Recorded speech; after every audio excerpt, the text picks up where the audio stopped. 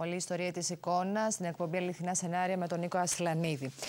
Τώρα αλλάζουμε θέμα. Μια τυχαία συνάντηση πριν από 18 χρόνια μέσω ασυρμάτου ήταν η αφορμή να δημιουργηθεί μια δυνατή φιλία ανάμεσα σε ένα μοναχό ασυρματιστή από το Άγιο Όρος και έναν προτεστάντη Γερμανό φοιτητή που είχε το ίδιο χόμπι. Οι δύο άντρες για πολλά χρόνια συζητούσαν για την Ορθοδοξία μέχρι τη στιγμή που ο Γερμανός γεωλόγος πια στο επάγγελμα αποφάσισε να βαπτιστεί χριστιανός Ορθόδοξος. Η βάπτιση έγινε στη Μονή Δοχιαρίου του Αγίου Όρου σε μια σεμνή τελετή.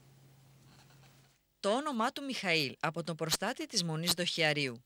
Ο 40χρονος Γερμανός βαφτίστηκε στα αγιασμένα νερά της Αθωνικής Πολιτείας στη Μονή Δοχιαρίου.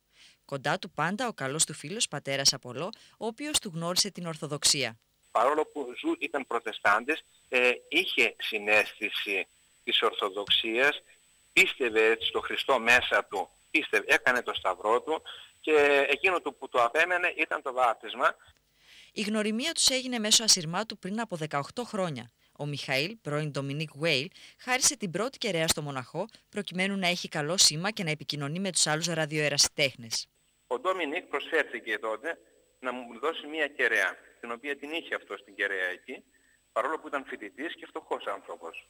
Πράγματι έστειλε την κεραία και ήταν μεγάλη του επιθυμία να έρθει στην Ελλάδα, αλλά όμως δεν είχε τα χρήματα. Από το πανεπιστήμιό του όμως τον έστειλαν να κάνει στη Βιωτία έναν χάρτη γεωλογικό και έκατσε 15 μέρες. Φεύγοντας από τη Γερμανία είπε ότι δεν θα ξεχάσω να πάω να γνωρίσω τον πατέρα Απολό. Ο Μιχαήλ κατάφερε να επισκεφτεί το Άγιο Όρος και να γνωρίσει από κοντά τον πατέρα Απολό 2 χρόνια μετά την πρώτη τους επικοινωνία στον αέρα.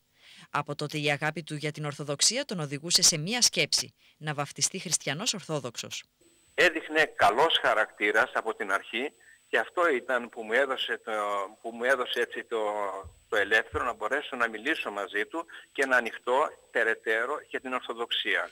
Το περασμένο Σάββατο ο 40χρονος γεωλόγος βούτυξε στα νερά της Μονής Δοχιαρίου, αρχίζοντας μια νέα πνευματική ζωή. Όπως λέει ο πατέρας Απολό, άλλος ένας ραδιοερασιτέχνης από τη Μάλτα, καθηγητής πανεπιστημίου, επιθυμεί να γίνει χριστιανός Ορθόδοξος, ενώ ήδη μια Ιταλίδα, επίσης καθηγήτρια πανεπιστημίου, έχει ασπαστεί την Ορθοδοξία, γνωρίζοντας και αυτή το μοναχό ασυρματιστή στον αέρα.